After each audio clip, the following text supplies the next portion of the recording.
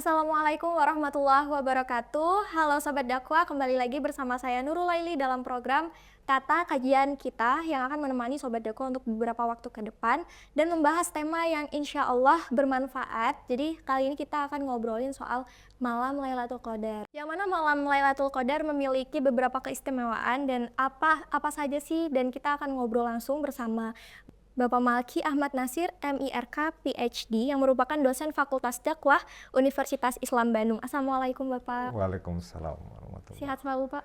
Ya, alhamdulillah. Jadi hari ini kita akan ngobrol nih Pak soal malam Lailatul Qadar. Jadi di bulan Ramadan kita punya satu malam yang istimewa nih Pak. Ya. Jadi malam Lailatul Qadar ini memiliki keistimewaan apa sih?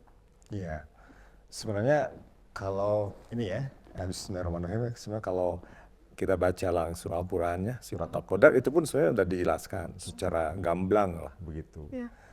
Kan di situ disebutkan ya bahwa malam itu memiliki keistimewaan, salah satunya yaitu memiliki keistimewaan dari segi kemuliaan yang melebihi 1000 tahun. Kan begitu kan dalam Al-Quran itu disebutkan. Kemudian juga di samping memiliki kemuliaan juga ada beberapa yang menjadi khas karena di malam itu juga khususnya di bulan Ramadan diturunkannya Al-Quran. Jadi itu yang menjadi keistimewaan. Jadi ada Al-Quran diturunkan, kemudian ada kemuliaan yang itu bisa kalau kita meraihnya kita seolah mendapatkan 1000 bulan. Kan itu seperti yang disebut dalam ayat itu. Gitu. Sebenarnya kan ini kaitannya kan kayak semacam perbandingan. Kan kalau umat terdahulu itu untuk mereka itu dengan sampai beribu-ribu beratus-ratus bulan gitu ya. Ya mungkin karena juga dimaklumi karena usia umat terdahulu itu kan ratusan tahun kan. Sampai 1000 tahun dan sebagainya. Begitu. Nah, umat Nabi Muhammad SAW itu kan puluhan tahun. Bahkan disebutkan dalam hadis tidak kurang, tidak lebih antara 60 sampai 70 tahun. Dan lebih daripada 70 tahun langka. Begitu. Nah, maka untuk meraih sebagaimana yang diraih oleh umat terdahulu ada dikabarkan dalam Al-Quran, yaitu di surat Al-Qadar. Makanya kan Al-Qadar itu kan terjemahnya kan kemuliaan. Nah, kemuliaan apa atau keistimewaannya apa? Yaitu kalau kita meraihnya itu diperumpamakan seperti perumpamaan orang yang bertasbih, bertahmid, beribadah kepada Rasulullah dalam 1000 malam. Tapi ini melebihi gitu, itu maksudnya. Begitu. Jadi kalau misalnya dari Lailatul Qadar ini kan malam ya Pak ya. Iya. Tapi kita bagaimana nih umat Islam tahu tanda-tanda dari malam Lailatul Qadar? Ya sebenarnya kalau disebutkan dalam sebuah hadis itu ya, yang taharau Lailatul Qadar fil witr min syahril awakhir Ramadan, itu artinya itu di hari-hari witir, itu artinya hari-hari ganjil. Itu di akhir artinya 20 hari Ramadan, artinya 21, 23, 25, 27. Ada yang di hari-hari witir di akhir 10 akhir Ramadan begitu. Nah, kenapa malam? Ya karena malam itu kan tantangannya besar. Ya, segalanya lah, tidur, malas, aktivitas sebagainya.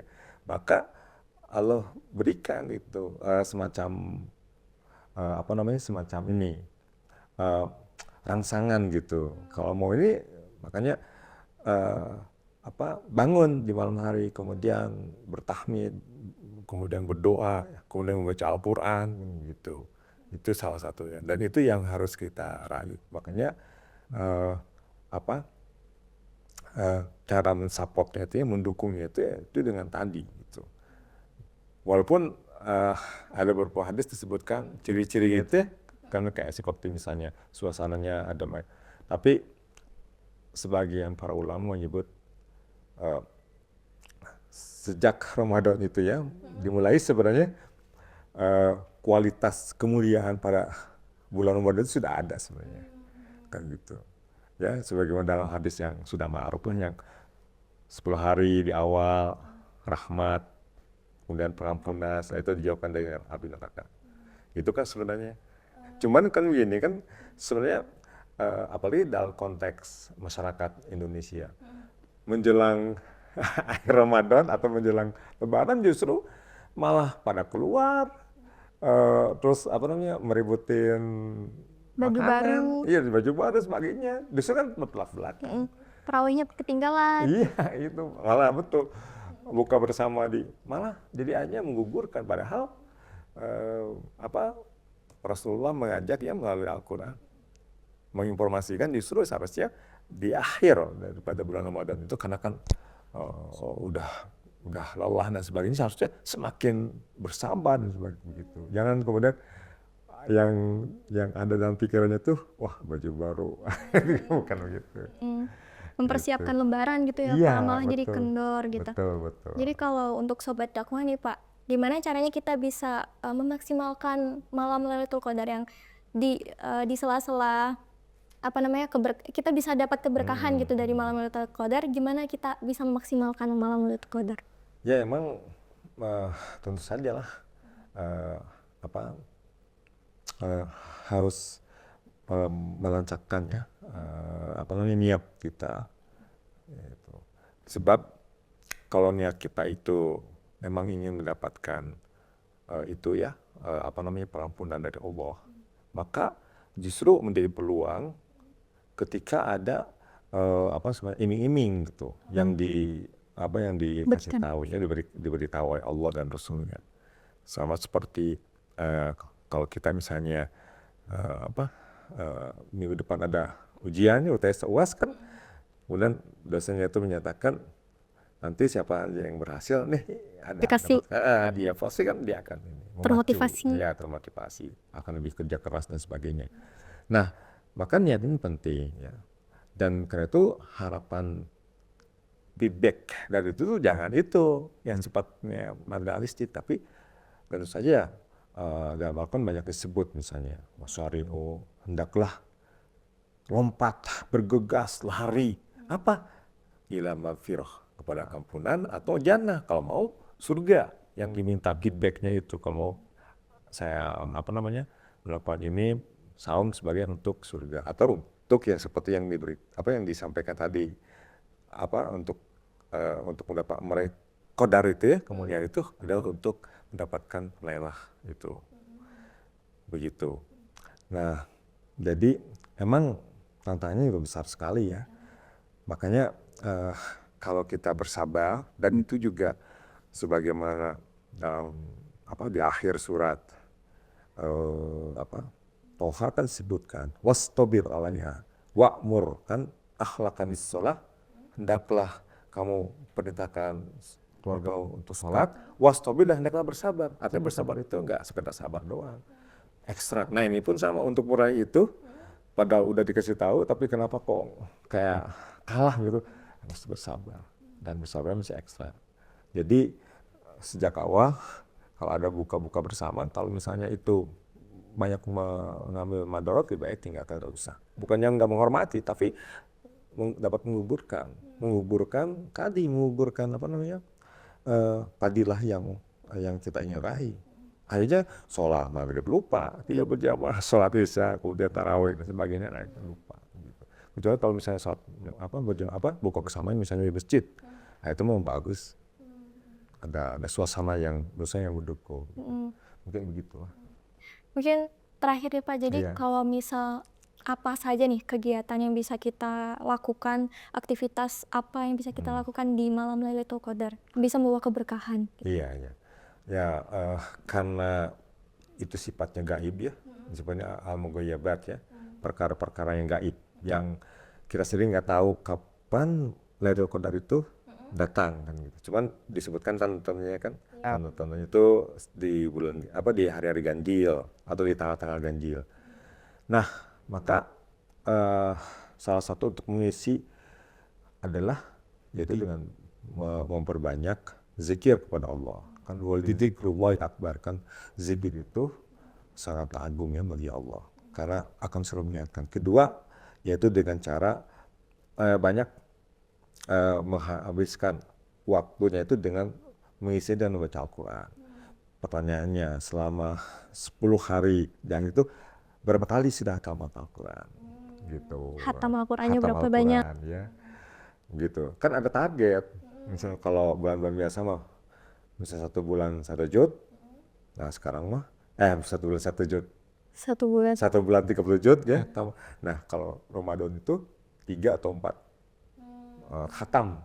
Nah apalagi kan kalau kita lihat Rasulullah sendiri, ya SAW, kemudian para sahabat, para alim ulama itu menjadikan Ramadan dan juga Lailatul Qadar itu sebagai sarana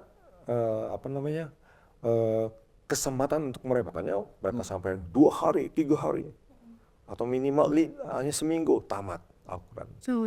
Gitu. Jadi itu mungkin salah satunya buat kita motivasi supaya bagaimana caranya mengisinya. Kemudian tadi nggak boleh banyak beraktivitas yang dapat menggugurkan. Kalau misalnya nggak ada yang penting-penting banget ya, lebih baik ya udah Gak usah dikerjakan. Lebih baik ke masjid lah, membaca Al-Quran atau apa. Atau kalau para ulama ya, dulu justru kan mereka menginginkan ketika mereka menulis kitabnya ya, karyanya, itu di bulan Ramadan. Karena ingin mendapatkan keberkahan dari bulan Ramadan. Begitu. Dan mungkin juga salah satunya mendapatkan keberkahan dari Lailatul Qadar juga sebenarnya. Begitu. Masya Allah ya, kalau berarti banyak banget gitu keberkahan yang bisa diambil dalam Lailatul Qadar. Mungkin closing statement dari Bapak untuk Sobat Dakwah di rumah. Ya, mudah-mudahan apa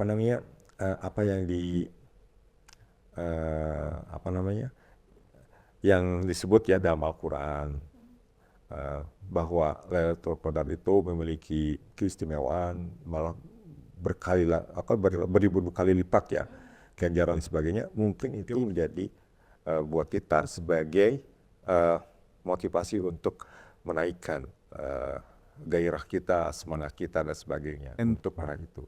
Dan juga mengisi aktivitasnya dengan yang baik begitu. Karena kalau kita misalnya mengisi dengan aktivitas yang baik, itu sebenarnya berkah atau mungkin itu Lailatul Qadar yang kita raih semuanya. Gitu. Masya Allah, berarti harus ada motivasi untuk melakukan aktivitas yang membawa berkah gitu ya Pak.